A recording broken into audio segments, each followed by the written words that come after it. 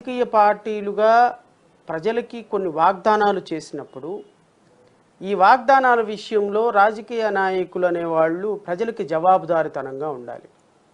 For example నేనున్నాననుకోండి, నేను ఈ రోజు వరకు ఒక ఎమ్మెల్యేనో ఒక మెంబర్ ఆఫ్ పార్లమెంటో లేకపోతే అవ్వలేదు. జయభీమరావు భారత్ పార్టీని ఒక పార్టీ పెట్టుకున్నాం. ఈ పార్టీ ద్వారా రాష్ట్ర రాజకీయాల్లో ఎంతో కొంత మార్పు తీసుకురావాలి అని ఒక ప్రయత్నం చేస్తున్నాం.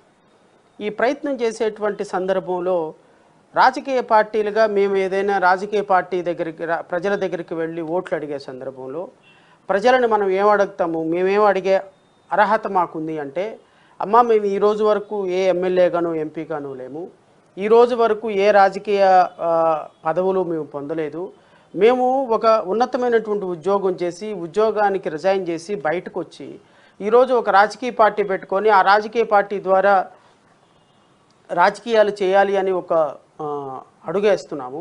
రాజకీయాలు చేయాలని ఒక అడుగేసేటప్పుడు ఈ అడుగుకు కొద్దిగా ఊపిరివ్వండి. మాకు అధికారం ఇచ్చినా మాకు గనక ఒక ఎమ్మెల్యే పోస్టో ఒక మెంబర్ ఆఫ్ పార్లమెంట్ పోస్టో లేకపోతే మా పార్టీలో కొంతమంది వ్యక్తుల్ని గెలిపిస్తే అలాంటి వ్యక్తులు అందరం కూడా మీ దగ్గరకు వచ్చి మీకు సేవ చేస్తాము, రాష్ట్రాన్ని బాగు చేస్తాము, రాష్ట్రంలో పరిశ్రమలు తీసుకొస్తాము, రాష్ట్రంలో విద్యార్థులకి మంచి భవిష్యత్తు ఇస్తాము, రాష్ట్రంలో లా అండ్ ఆర్డర్ని చక్కగా పరిపాలిస్తాము, కరప్షన్ లేని సొసైటీని తీసుకురావడానికి ప్రయత్నం చేస్తాము, మాకు ఒక అవకాశం ఇవ్వండి అని ప్రజలని అడగొచ్చు. సో ఎందుకంటే ఒక కొత్త రాజకీయ పార్టీగా ఒక కొత్త వ్యవస్థలోపు మేము వచ్చేటందుకు ప్రయత్నం చేస్తున్నప్పుడు మేము ప్రజల దగ్గరకు వచ్చి మాకు ఒక అవకాశం ఇవ్వండి, ఇది మేము చేస్తాము అని అడగవచ్చు. ఎందుకు అంటే రాజకీయ పార్టీలుగా మేము ఏ రోజు ఏ విధమైనటువంటి అధికారాన్ని పొందలేదు కాబట్టి.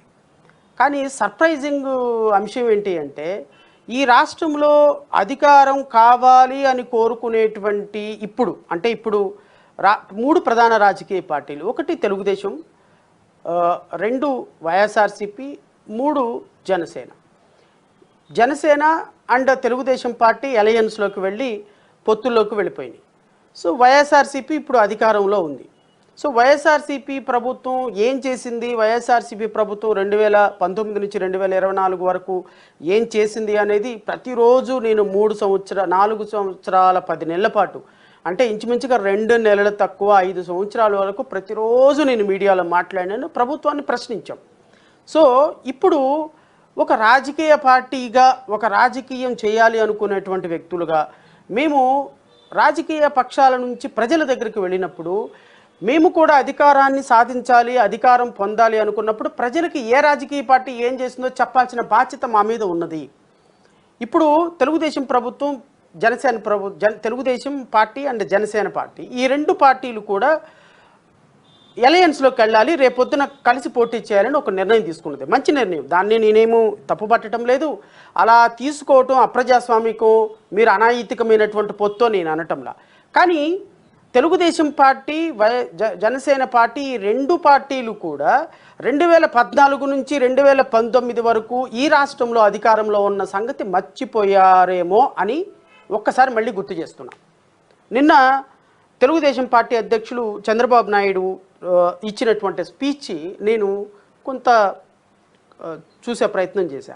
ఆయన 3 పిల్లల్ని కానండి, అసలు మీ ఇంటికి అసలు మీరు చదువు చెప్పడానికి మాస్టర్లు కూడా మీ ఇంటికే వస్తారు, మీకు 3 పిల్లల్ని కంటే మీకు ఆల్ ఫ్రీ చంద్రబాబు నాయుడు అని కనిపించడేమో నాకు అనిపించింది.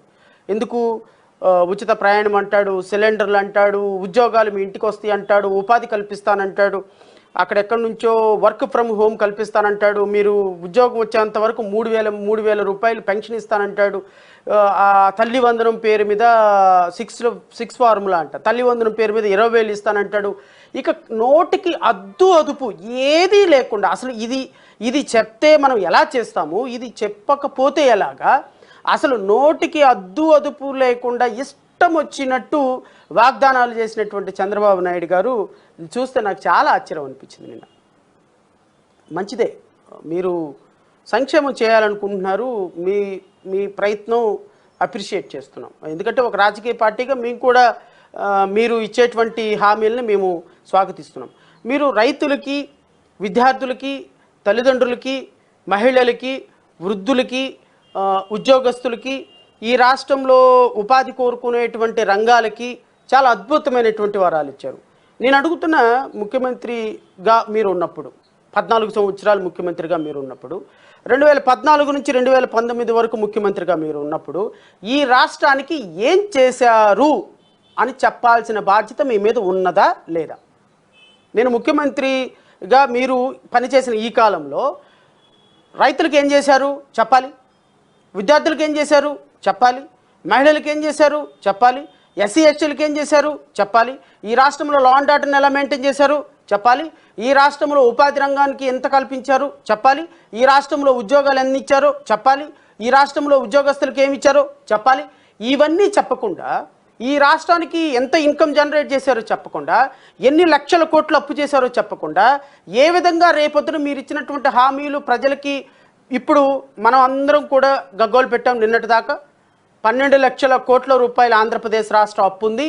ఒక సంవత్సరానికి 1,00,000 కోట్ల రూపాయలు వడ్డీయే కట్టాలి అని మనమే కదా మాట్లాడాం చంద్రబాబు నాయుడు గారు, మనమే కదా మాట్లాడింది పవన్ కళ్యాణ్ గారు.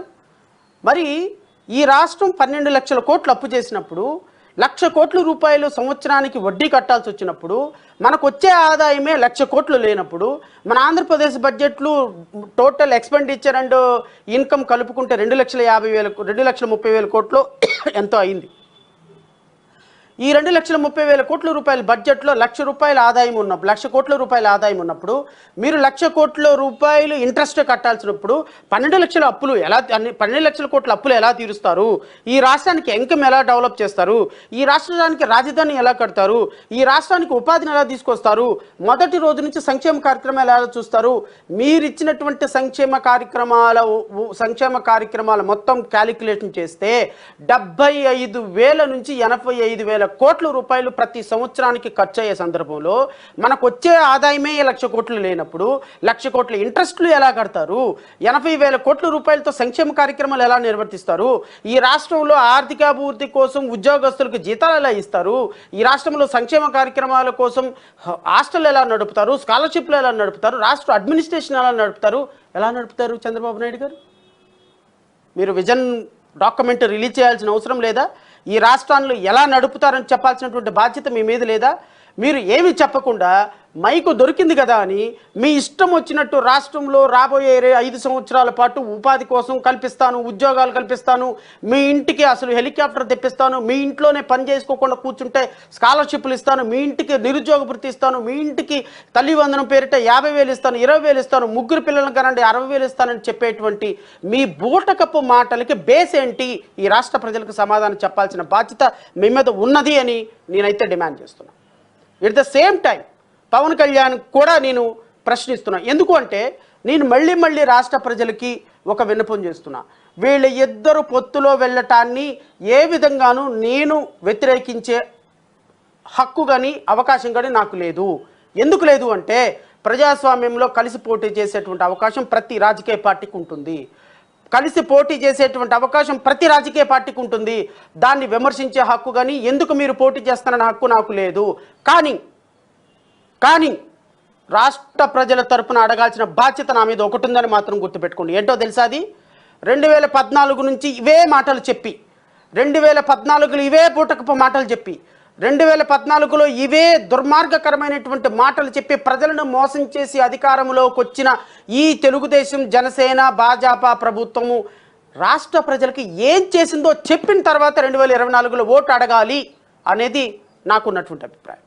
ఎందుకు అంటే మీరు ఇదే కాంబినేషన్లో ఇవే మాటలు చెప్పి, ఇవే దుర్మార్గపు మాటలు చెప్పి, దగాకోరు మాటలు చెప్పి, దుర్మార్గంగా ఈ రాష్ట్ర ప్రజలను మోసం చేసి 2014లో అధికారాన్ని సాధించి 2019లో దుర్మార్గంగా రాష్ట్ర ప్రజలని నట్టేట ముంచేసి, సంక్షేమం చేయకుండా, అప్పులు ఊపిలో తీసుకొచ్చి, ఉపాధి లేకుండా, రాజధానిని నిర్మించకుండా, రాజధానికి ఒక్క రూపాయి నిర్మించకుండా, రాజధానిలో రైతులందరినీ నాశనం చేసి, మోసం చేసి, ప్రత్యేక హోదా కోసం పోరాడకుండా, ప్రత్యేక హోదా వస్తుంది అంటే అవసరం లేదు ప్యాకేజీ కావాలి అని ఈ రాష్ట్రంలో భాజపా ప్రభుత్వంతో కుమ్మక్కయ్యి పోలవరం పూర్తి చేయకుండా, ప్రత్యేక హోదా కోసం పోరాటం చేయకుండా, వెనుకబడిన తరగతుల నిధుల కోసం పోరాటం చేయకుండా, అమరావతి క్యాపిటల్ నిర్మాణం కోసం పోరాటం చేయకుండా, రాష్ట్రంలో ఫ్యాక్టరీలు తీసుకురాకుండా, రాష్ట్రంలో ఉపాధి పెంచకుండా, రాష్ట్రంలో ప్రజల జీవన ప్రమాణాలు పెంచకుండా, రాష్ట్రంలో రాజధానిని నిర్మించకుండా ఈ రాష్ట్ర ప్రజలను నట్టేటా ముంచి వెళ్ళిపోయినటువంటి తెలుగుదేశం, జనసేన ప్రభుత్వానికి మరలా 2024 2024లో ఓటు అడిగే హక్కు ఎక్కడ ఉన్నది అని జేబీఎంరావు భారత్ పార్టీ ప్రశ్నిస్తుంది. సమాధానం చెప్పండి. దానికి సమాధానం చెప్పాల్సినటువంటి బాధ్యత తెలుగుదేశం ప్రభుత్వం, జనసేన ప్రభుత్వం మీద ఉంది. ఎందుకు అంటే మీరు మళ్ళీ 2024లో ఓటు అడుగుతున్నారు. ఎందుకు ఓటు అడుగుతున్నారు? 2024లో మేము అద్భుతంగా పరిపాలన చేస్తామంటున్నారు. అవకాశం ఇచ్చినప్పుడు ఎందుకు పరిపాలన చేయలేదు? అవకాశం ఇచ్చినప్పుడు మీరు ఊరగబొడిచింది ఏంటిది? అవకాశం ఇచ్చినప్పుడు ఈ జనసేన ప్రభుత్వం, పవన్ కళ్యాణ్ చెప్పిన మాటలు, తీయని మాటలు ఏమైనాయి? రైతులు ఏమైపోయినారు? లాయర్లు ఏమైపోయినారు? నిరుద్యోగులు ఏమైపోయినారు? మహిళలు ఏమైపోయినారు? చిన్నపిల్లలు ఏమైపోయినారు? ఎస్సీ ఎస్టీలు ఏమైపోయినారు? దీనికి సమాధానం చెప్పాల్సినటువంటి బాధ్యత తెలుగుదేశం జనసేన ప్రభుత్వం మీద ఉన్నది. ఎస్, నేను మళ్ళీ కోరుతున్నా, 24లో 2019 నుంచి 2024 వరకు ఈ రాష్ట్రంలో ఎస్సీ ఎస్టీలను అన్యాయం చేసింది వైఎస్ఆర్సీపీ ప్రభుత్వం అని చెప్తున్నాం. ఈ రాష్ట్రంలో రైతులను అన్యాయం చేసింది వైఎస్ఆర్సీపీ ప్రభుత్వం అని చెప్తున్నాం. ఈ రాష్ట్రంలో అన్ని వర్గాల ప్రజలను సర్వనాశనం చేసింది, ఎస్సీ ఎస్టీ నిధులను మళ్లించింది వైఎస్ఆర్సీపీ ప్రభుత్వం అని చెప్తున్నాం. ఆ ప్రభుత్వానికి ఓటు అడిగే హక్కు లేదని చెప్తున్నాం. మరి మీకు ఎక్కడ ఓటు హక్కు ఉంది? మీకు ప్రజలను అడిగే నైతికత ఎక్కడుంది? 2014 నుంచి 2019 వరకు ఎరగదీసింది మీరే కదా. ఈ రాష్ట్రాన్ని పరిపాలించింది మీరే కదా. ఈ రాష్ట్రంలో ప్రజల జీవన ప్రమాణాలను మారుస్తానని చెప్పి అధికారం తీసుకున్నది మీరే కదా. ఆ రోజున తెలుగుదేశం ప్రభుత్వానికి ఓటేయమని ఆ ప్రభుత్వం వెనక నిలబడింది ఈ పవన్ కళ్యాణే కదా, ఈ సినిమా స్టారే కదా, ఈ మేకప్ స్టారే కదా. మరి ఈ రోజున ఈ 2014 నుంచి 19 వరకు ప్రజలకు ఏం చేశారో చెప్పాల్సిన అవసరం ఉన్నదా లేదా అని నేను అడుగుతున్నా. నేను ఈ రాష్ట్ర ప్రజలకి, మీ ద్వారా రాష్ట్ర ప్రజలకి మీ ప్రభుత్వంలో జరిగినటువంటి అన్యాయాలు, నేను ఏ అంశమైనా సరే స్టాటిస్టికల్ రిపోర్ట్తోనే మాట్లాడుతున్నాను తప్ప ఒక్క సందర్భంలో కూడా మసిగుడ్డ కాల్చి ముఖాన్ని పడేసేటువంటి అవకాశం, చేసేటువంటి ప్రయత్నం నేను చేయను రాష్ట్ర ప్రజలు. ఎందుకంటే రాష్ట్ర ప్రజలందరికీ కూడా ఒక నిజమైనటువంటి వాస్తవాలు తెలియాలి. నిజాలు చెప్పాల్సిన బాధ్యత నా మీద ఉంది. నిర్ణయాలు మీరే తీసుకోండి. అది తెలుగుదేశానికి ఓటేద్దామా, వైఎస్ఆర్సీపీకి ఓటేద్దామా, జనసేన కలిసిన తెలుగుదేశం ప్రభుత్వానికి ఓటేద్దామా, లేకపోతే రేపొద్దున భారతీయ జనతా పార్టీ కలిస్తే భారతీయ జనతా పార్టీకి కూడా కలిపి ఓటేద్దామా? ఈ నిర్ణయాలు తీసుకోవాల్సింది ఈ రాష్ట్రంలో ఉన్నటువంటి యువత, ఈ రాష్ట్రంలో ఉన్నటువంటి మేధావి వర్గం, ఈ రాష్ట్రంలో ఉన్నటువంటి మహిళలు, ఈ రాష్ట్రంలో కాయ కష్టం చేసుకున్నటువంటి కూలీనాలు చేసుకున్నటువంటి అన్నలు అక్కలు నిర్ణయం తీసుకోవాలి.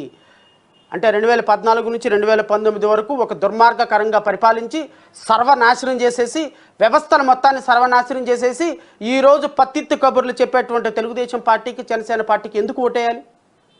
ప్రజలు అడగొద్దా? 2019 నుంచి 2024 వరకు పరిపాలించినటువంటి వైఎస్ఆర్ కాంగ్రెస్ పార్టీ ప్రభుత్వానికి అర్హత లేదు, అందులో ఏమాత్రం సందేహం లేదు. అయితే మరి తెలుగుదేశం పార్టీకి అర్హత ఎక్కడి నుంచి వచ్చింది? తెలుగుదేశం పార్టీ ఎందుకు పరిపాలిస్తుంది? తెలుగుదేశం పార్టీకి ఓటు అడిగే హక్కు ఎక్కడుంది? జనసేన ప్రభుత్వానికి ఓటు అడిగే హక్కు ఉంది. 2014 నుంచి 2019 వరకు ఈ రాష్ట్రంలో ఉన్నటువంటి కొన్ని కోట్ల మంది ప్రజల మనోభావాలు దెబ్బతీసినటువంటి రైతుల మనోభావాలు దెబ్బతీసినారు. ఎస్సీ ఎస్టీలని దుర్మార్గకరంగా సర్వనాశనం చేశారు.